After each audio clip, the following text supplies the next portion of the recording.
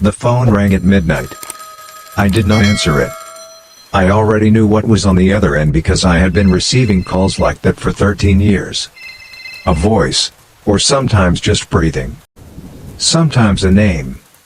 Sometimes the name of one of my children. This one was different.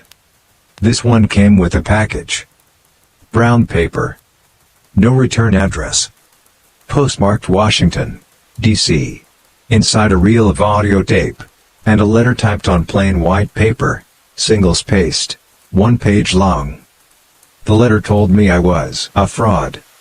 It told me what was on that tape. And then, at the bottom of the page, unsigned, it offered me a way out.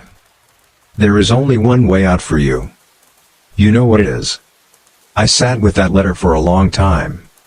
Outside, Memphis was cold and wet. The rain came sideways against the window of room 306. And somewhere in that city, 2,000 people were waiting for me to tell them something true. I did not know yet if I had anything left. My name is Martin Luther King Jr. I was 39 years old the night I died. Not the night I was shot. That came the next afternoon, on a balcony, in the ordinary April sunlight, between one breath and the next. I mean the night I died the way men die before bullets find them, the slow death of certainty, the long unraveling of everything you built yourself on. That night was April 3, 1968. Memphis, Tennessee. I had come to stand with sanitation workers, black men. Mostly, who carried the garbage of a city that did not consider them human. Men who wore signs that read "I am a man" because they had to remind their employers of that fact. Because their employers needed reminding. This was not Selma. This was not Birmingham. This was not the Grand Theater of History. This was garbage men asking to be paid what they were worth. And I was there. Exhausted. Sick with a cold I could not shake. Running on 4 hours of sleep and black coffee. Already scheduled for 23 cities in the coming weeks. Already knowing the way you know things in your chest before your mind confirms them, that someone was going to kill me before the year was out. Ralph Abernathy had told me a crowd was waiting. 2,000 people, he said. Packed into Mason Temple in the rain, in a city I had not chosen, for a cause that the national press had already written off as local, minor, forgettable. I had almost sent him instead. I wish, sometimes, that I had. And I know that is a coward's thought. So I put on my coat. And I went. Let me tell you about the first time I understood what faith could do. Not faith the word. Not faith the sermon topic. Faith the lived thing, the thing that moves through a community like electricity through wire, the thing that makes ordinary people do extraordinary and terrifying acts. December 5, 1955. Montgomery, Alabama. Rosa Parks had been arrested 4 days before for refusing to give up her seat on a city bus. Not because she was tired, as the legend goes. She was tired, but she was always tired.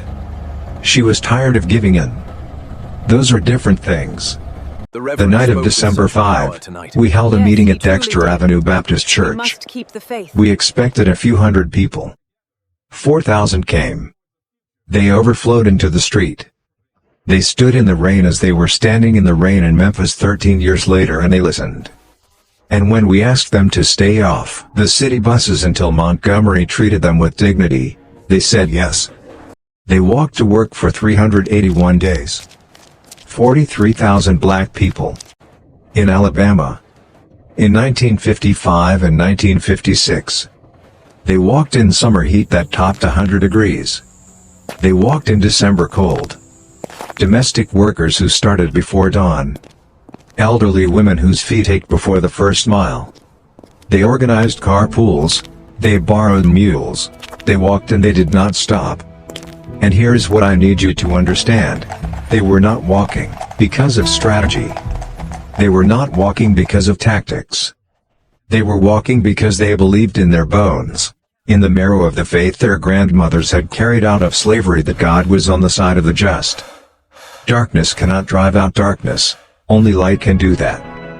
Hate cannot drive out hate, only love can do that. I wrote those words in 1963. But I learned them watching those 43,000 people choose, every single morning, to pick up their dignity instead of their rage. The segregationists had expected us to break. The city of Montgomery had expected us to break.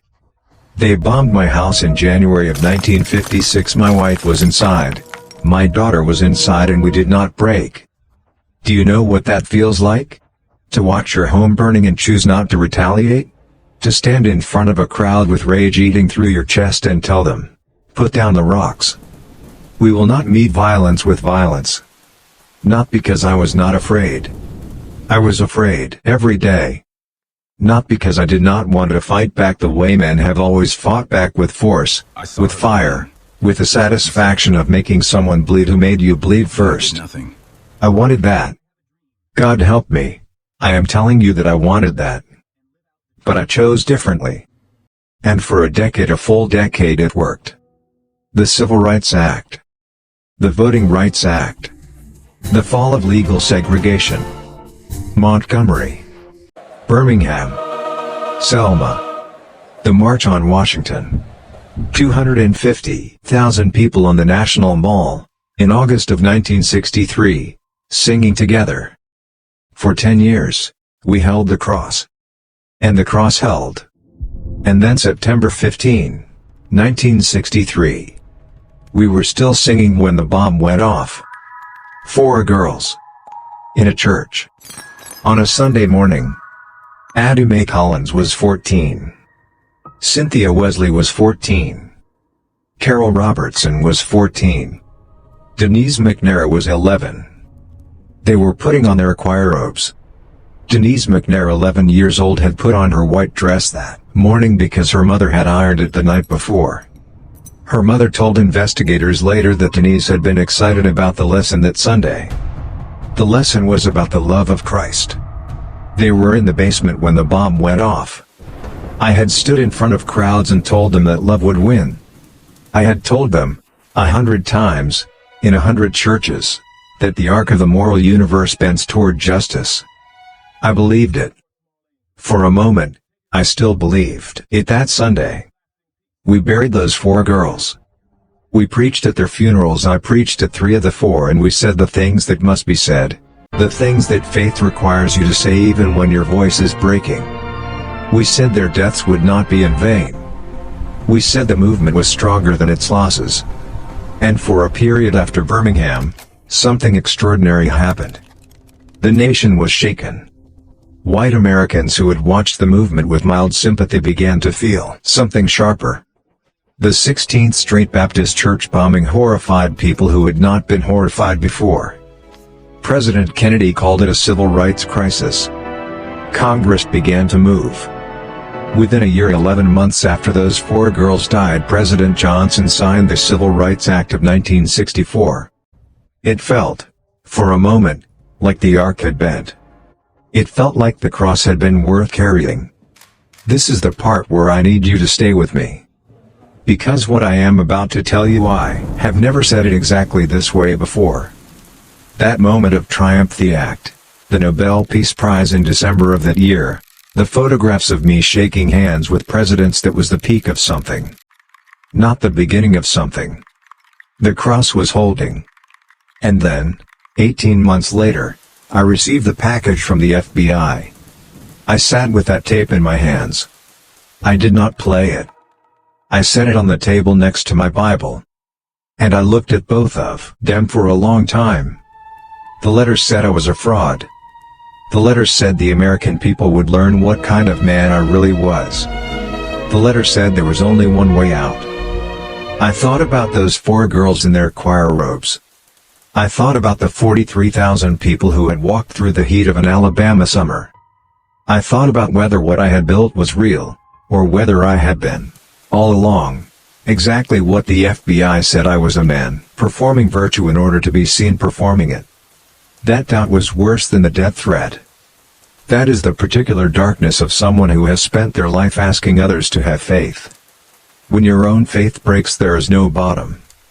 If something in what I just said is sitting heavy in your chest right now, just type amen in the comments. Let me know you're here with me. Everything I just told you is true. The cross held. The movement built something real. Millions of people live with legal protections today because 43,000 people chose to walk instead of fight. But so is this. On March 26, 1964, 1 year before they killed him, I stood in a corner of the United States Capitol building and shook hands with Malcolm X for the only time in our lives. We had been circling each other for years. He had called my nonviolence naive.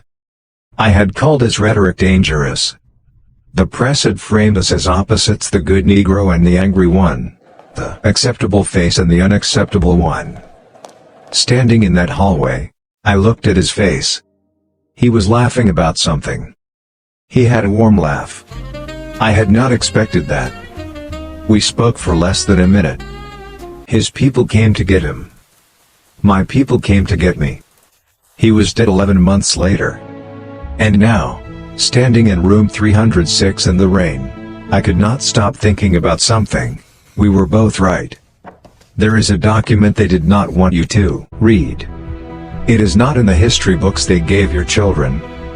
It was declassified in 2017, 49 years after my death. It is a memo from FBI Director J. Edgar Hoover to 23 field offices across the United States. The date is March 4, 1968, 1 month before Memphis. The subject line reads, COINTELPRO Black Nationalist Hate Groups.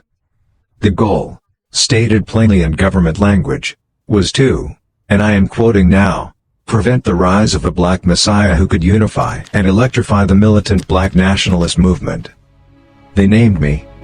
They had been trying to destroy me for years, not because I was dangerous the way they claimed.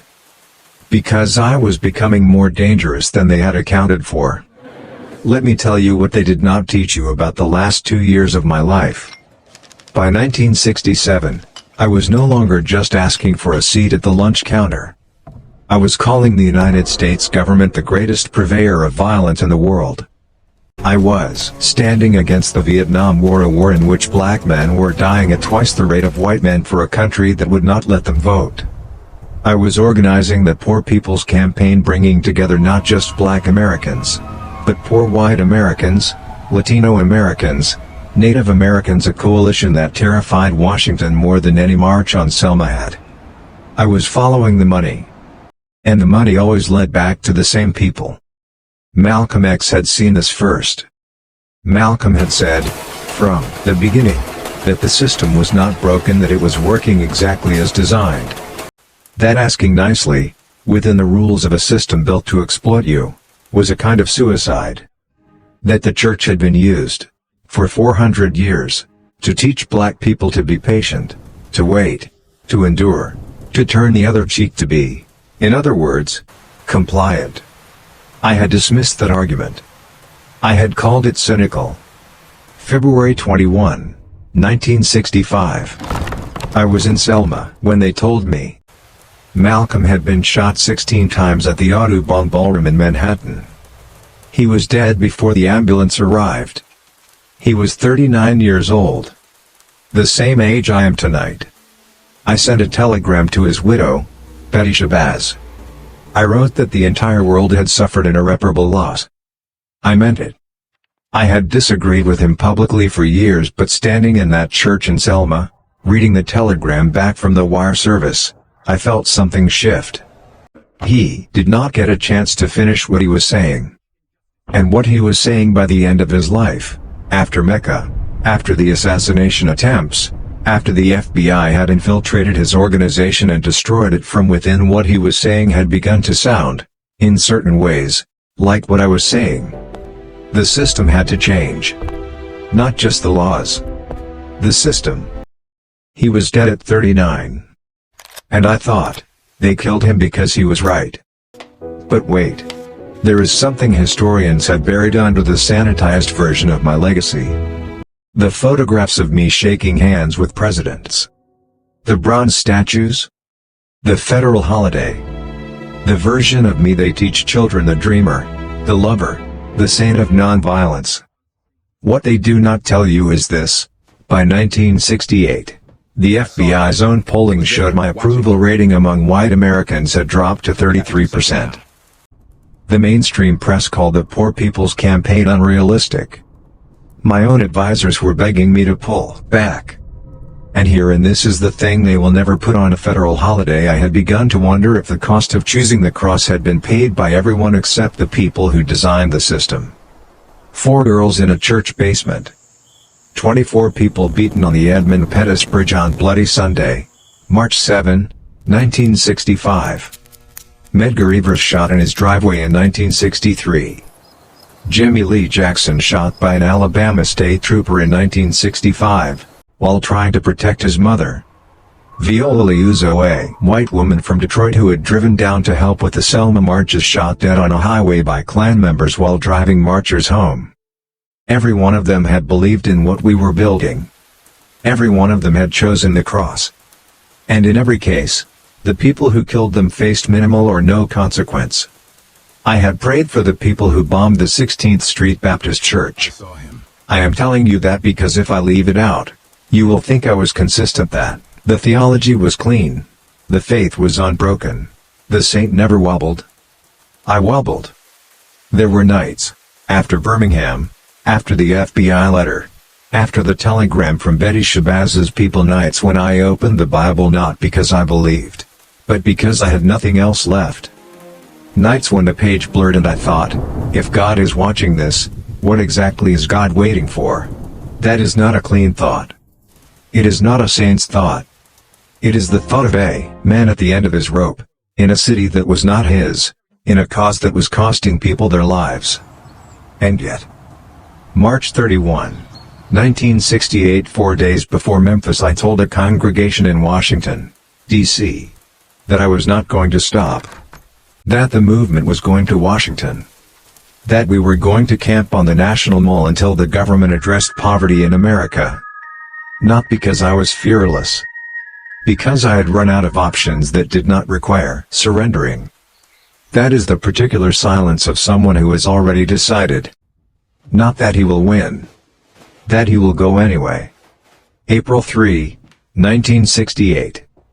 Mason Temple, Memphis. 2,000 people had waited through a thunderstorm to hear me speak. Ralph had told me to stay at the hotel, to rest, that he could handle it. I had agreed. Then I heard the crowd was there, in the rain, waiting, and I put on my coat. I walked to that pulpit knowing what I know now. Not the exact shape of it.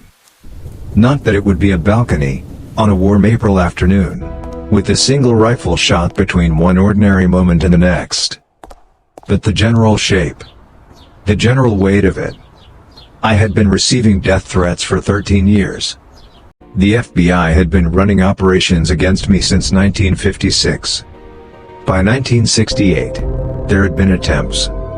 There had been close calls. There had been a knife. 1958, New York.